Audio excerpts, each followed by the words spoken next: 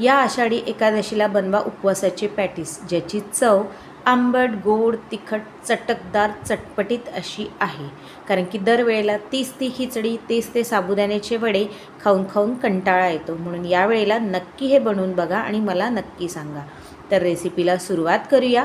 सुरुवात करण्याआधी तुम्ही जर ही रेसिपी फेसबुकवर बघत असाल तर माझ्या पेजला फॉलो करा आणि यूट्यूबवर बघत असाल तर माझ्या चॅनलला सबस्क्राईब करा. त्याचबरोबर लाईक, शेअर आणि कमेंट नक्की करा आणि व्हिडिओ पूर्ण बघा. कारण व्हिडिओ पूर्ण नाही बघणार तर तुम्हाला कळणार नाही कुठल्या वेळेला काय घातलेलं आहे आणि कसं कसं केलेलं आहे. म्हणून स्किप करून बघू नका. हॅलो फ्रेंड्स, मी लतिकाच किचनमध्ये तुमचं स्वागत आहे. आज आपण बनवत आहे उपवासाचे पॅटीस आणि मी सगळ्यात पहिल्यांदा स्टार्टिंगला जे व्हिडिओत दाखवलेला आहे त्याप्रमाणे मी खाते. मला तशा प्रकारे खायला मजा येते. तर मी इथे एक परात घेतलेली आहे आणि त्या परातीत पहिले घालते 1 वाटी साबुदाण्याचं पीठ. तर साबुदाण्याचं पीठ कसं बनवायचं, साबुदाणा घ्यायचा, थोडासा भाजून घ्यायचा, म्हणजे त्याचं जे मॉइश्चर असेल, थोडासा हे असेल ते निघून जातं आणि ड्राय होतं, म्हणजे वाटायला व्यवस्थित जातं. त्यानंतर थंड होऊ द्यायचं आणि मिक्सरला वाटून घ्यायचं आणि चाळणीने चाळून घ्यायचं. अशा प्रकारे आपण साबुदाण्याचं पीठ बनवून घ्यायचं. त्यात मी 2 बॉईल केलेले बटाटे टाकते आहे, म्हणजे छान बाइंडिंग येतं. तर असे मी किसून घेतले म्हणजे गुठळ्या थोड्याशाही राहत नाहीत. तर बघा मस्त असे झालेले आहे. आता यात चवीपुरतं मीठ घालायचं आणि याला असंच डो बनवून घ्यायचा, पाणी घालायचं नाही. नंतर जेव्हा मुरते त्यानंतर तुम्ही हवं तर पाणी घालू शकता किंवा मग जास्तच जर कडक असेल तर तुम्ही पाणीसुद्धा घालू शकता. तर थोडं चवीपुरतं मी मीठ घातलेलं आहे आणि याचा डो पीठ छान मळून घेते आहे. व्यवस्थित मळायचं. शक्यतो आलूच्याच याच्यात ते पीठ व्यवस्थित असं मळलं जातं. तर मी हे मळून घेते आहे व्यवस्थित असं. बघा छान व्यवस्थित मळून घ्यायचं आहे आपल्याला.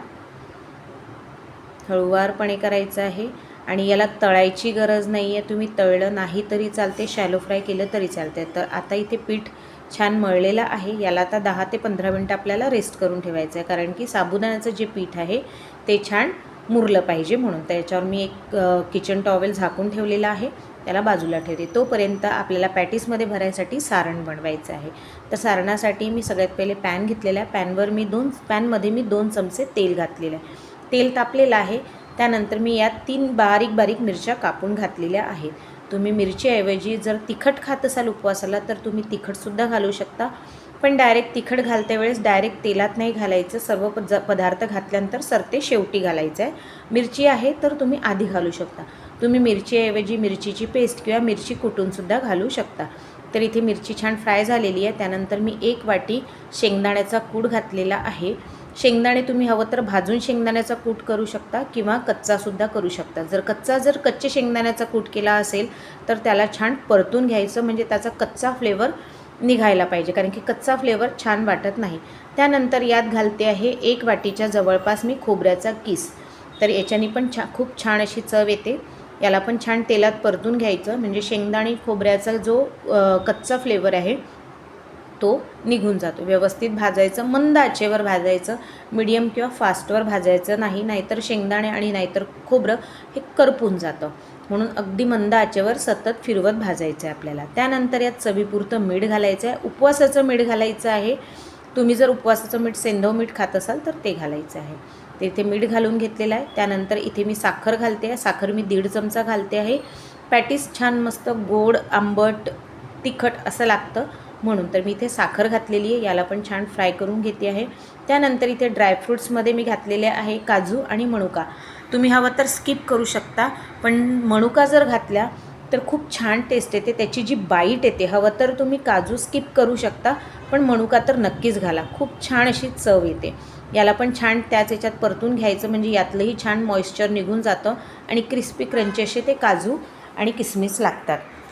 तर याला पण छान मंद आचेवर मी छान फ्राय करून घेतलेला आहे. आपल्याला फारसं तेल लागलेलं नाही आहे. आता यात घालायचं आहे वरतून आपल्याला लिंबाचा रस. तर मी इथे 1 लिंबाचा रस काढून घेतलेला आहे, तो मी यात घातलेला आहे.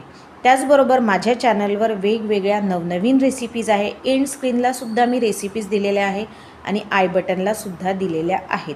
नक्की व्हिजिट करा आणि तुम्हाला कुठली रेसिपी आवडली ते मला नक्की कळवा. आणि हो, आजची जर रेसिपी तुम्हाला आवडली असेल तर 1 लाईक नक्की करा, कारण की तुमच्या एका लाईकमुळे मला प्रोत्साहन मिळते आणि नवनवीन रेसिपीज घेऊन येण्याला मदत मिळते. म्हणून 1 लाईक तर नक्कीच द्या.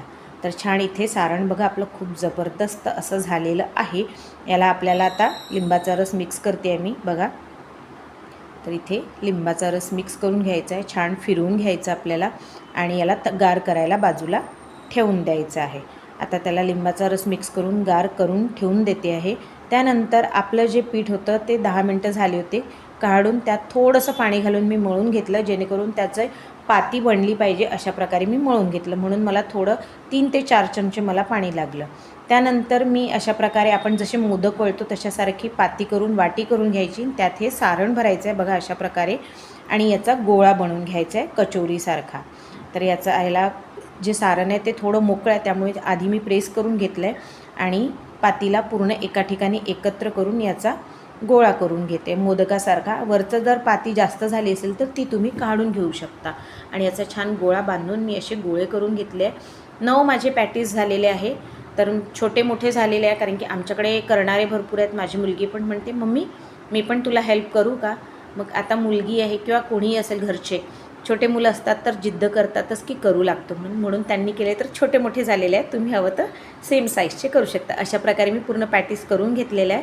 आता मी इथे तळत नाही आहे, मी अप्पे पात्रात टाकून घेतलेले आहे सगळे पॅटीस आणि वरतून तेल टाकते. तुम्ही तेलाऐवजी तुपाचा सुद्धा वापर करू शकता. तरी मी ते सर्व तेल करून घेतलं आहे आणि सगळ्या बाजूंनी छान गोल्डन रंग येतपर्यंत फ्राय करून घेतलेला आहे. हवं तर तुम्ही याला शॅलो फ्रायसुद्धा तव्यावर चपटं करून करू शकता. तर याला बघा झालेले आहेत माझे सर्व. आता याला मी काढून घेते आहे बघा. मधला तर सगळ्यात पहिले झाला आहे, खूप छान असा रंग आलेला आहे गोल्डन ब्राऊन असा. आता सर्व मी पॅटीस काढून घेते. तर बघा कशी जबरदस्त वाटली. तर कशी वाटली रेसिपी ते मला नक्की कळवा. तर भेटूया पुढच्या रेसिपीत. तोपर्यंत बाय.